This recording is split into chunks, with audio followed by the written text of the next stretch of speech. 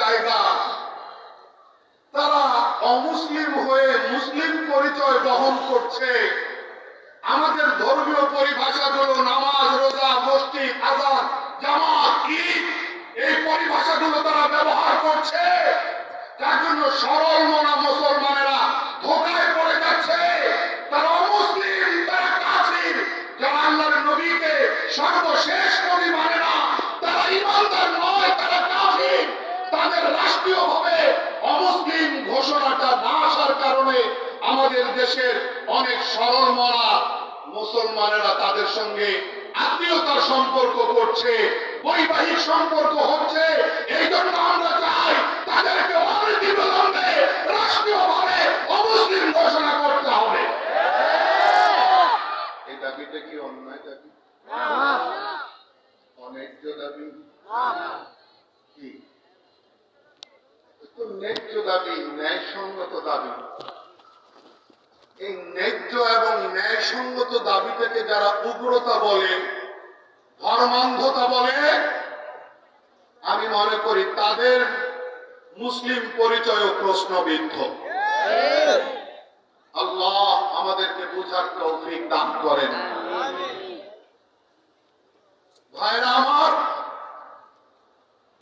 আমরা যতদিন না এই ভূখণ্ডে অন্যান্য মুসলিম রাষ্ট্রগুলোর মতো এই ভূখণ্ডেও তাদেরকে অমুসলিম ডিক্লেয়ার না করা হবে, ততদিন পর্যন্ত আমাদের লড়াই চলবে।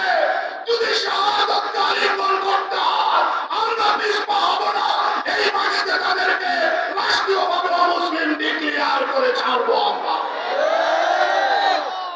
আমাদের আওয়াজ একটাই, কাদিয়ানীরা। স্টিকার লিখে আমরা প্রচারণা চালাবো, কাদিয়ানীরা। মসজিদে আওয়াজ উঠবে, কাদিয়ানীরা। ইমাম সাহেব তোমার বয়ানে বলবে, কাদিয়ানীরা। ইমাম সাহেবের বয়ান শুনে মুসল্লিরা স্বতঃস্ফূর্ত ভাবে বলবে, কাদিয়ানীরা। হাটে ঘাটে বাজারে উচ্চারিত হবে, ধ্বনিত হবে, কাদিয়ানীরা। আকাশে বাতাসে একটাই ধ্বনি, কাদিয়ানীরা। জোরসে বলো, কাদিয়ানীরা। আকাশ বাতাস প্রকম্পিত করে আওয়াজ চাই, কাদিয়ানীরা। মাটি কাঁপাইয়া আওয়াজ চাই, কাদিয়ানীরা। কাফের কাফের।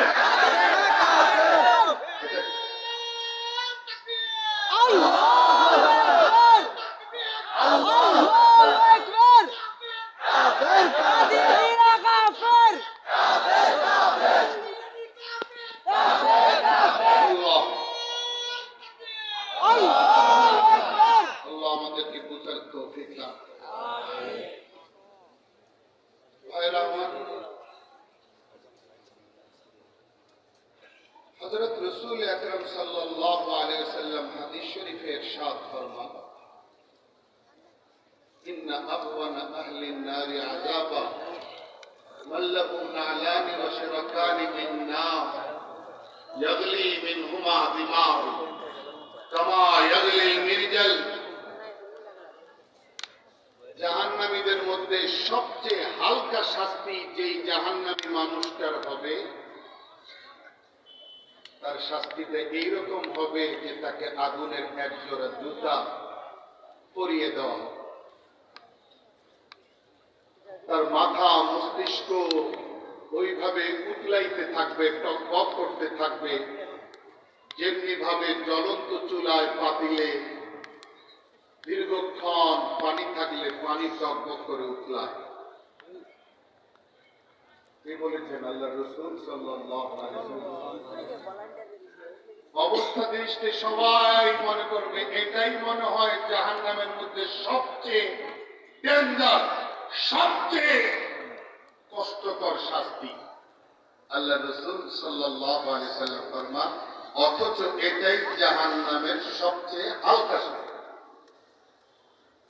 তরজমা ক্লিয়ার হয়েছে ভাই? অন্য জায়গায় পাওয়া যায় এই হালকা শাস্তিটা হযরত রাসূল আকরাম সাল্লাল্লাহু আলাইহি ওয়াসাল্লামের শ্রদ্ধেয় চাচা জান আবু তালিবের জন্য প্রযোজ্য। আবু তালিব জাহান্নামের আযাব থেকে মাফ পাবে না, মুক্তি পাবেন না, কিন্তু তাকফীফ ফিল আযাব, শাস্তিটা হালকা হবে, সেই শাস্তিটাই হালকা। আমি আপনাদেরকে জিজ্ঞেস করতে চাই, হযরত রাসূল আকরাম সাল্লাল্লাহু আলাইহি ওয়াসাল্লামের শ্রদ্ধেয় এই চাচা যান কি ভাতিজার সেবা যত্ন করেননি? জবাব দিন। ভাতিজাকে যেইভাবে আদর যত্ন করার করেননি? কাফেররা মারতে এসেছিল, তিনি কি রক্ষা করেননি? তাহলে কেন? কারণ একটাই, সব মুসাল্লাম, সব মানি, কিন্তু তিনি ঈমানটা আনেন। আমি তো প্রায় বলি, শুনলে অবাক হবেন, চাচা আবু তালিব আল্লাহ রাসূল সাল্লাল্লাহু আলাইহি সাল্লামের এই মুহতারাম চাচা শুধু যে ভাতিজাকে সন্তানের মতো আদর যত্ন দিয়েছেন তা না, কাফেররা মারতে আসছে আর তিনি রক্ষা করছেন, ঢাল হয়ে দাঁড়িয়েছেন, এতটুকুই না, বরং স্নেহভাজন স্নেহাস্পদ এই ভাতিজার শান সম্মান মর্যাদায় তিনি আরবিতে কাসিদা কবিতা পর্যন্ত লিখছেন। কিরকম আসক্তি ছিল, ভাতিজার শান মর্যাদাও তিনি বুঝতে পেরেছেন। কবিতার সংখ্যা কি 10টা 20টা? 80টার উপরে আরবি কবিতা। وأبيض يستسقى الغمام بوجهه وأبيض يستسقى الغمام بوجهه سمال اليتامى عصمة للأرامل يلوذ به الهلاك من آل هاشم فهم عنده في نعمة وفواضل। প্রথম কবিতাটা বুখারী শরীফের ইবারতে আসছে। নবী আকরাম সাল্লাল্লাহু আলাইহি সাল্লামের এই চাচা যান বলেন যে আমার ভাতিজার বয়স কম, ছোট, ফোকা,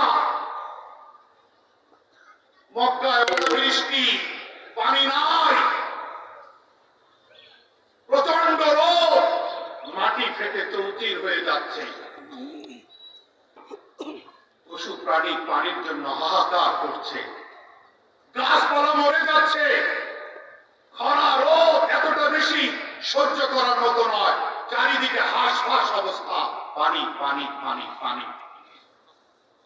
এইরকম শ্বাসরুদ্ধকর, এইরকম অসহনীয় মুহূর্তে আমরা নিরুপায় হয়ে ভাতিজাকে সাথে নিয়ে মক্কাবাসী এক জায়গায় জড়ো হইলাম আর আসমানওয়ালার কাছে মুনাজাত করা শুরু করলাম। আর মুনাজাতের ভাষা ছিল, আসমানওয়ালা অন্তত এই বাচ্চাটার চেহারার উসিলায় আমাদেরকে একটু বৃষ্টি দাও। সাথে সাথে রহমতের বৃষ্টির বর্ষণ শুরু। বলুন না সুবহানাল্লাহ। এই বাস্তবতাটাকে কবিতার মধ্যে ফুটিয়ে তুলেছেন চাচা আবু তালেব। আমার ভাতিজা সাধারণ কোন বাচ্চা নয়, সাধারণ কোন শিশু আর খোকা নয়, বরং এরকম এক মোবারক চেহারা নিয়ে আমার ভাতিজা পৃথিবীর মানচিত্রে শুভাগমন করেছেন, যার চেহারা কুফিলা দিয়া আল্লাহর কাছে বৃষ্টির দরখাস্ত করা মাত্রই বৃষ্টি পাওয়া যায়। وأبيض يستسقى الغمام بوجهه سمال اليتامى عصمة للأرامل। কত সুন্দর কবিতার অর্থ, কত অসাধারণ, যে সুন্দর পরিচ্ছন্ন এই মোবারক চেহারার উসিলায় বৃষ্টি চাওয়া হয় আর সাথে সাথে বৃষ্টি পাওয়া যায়।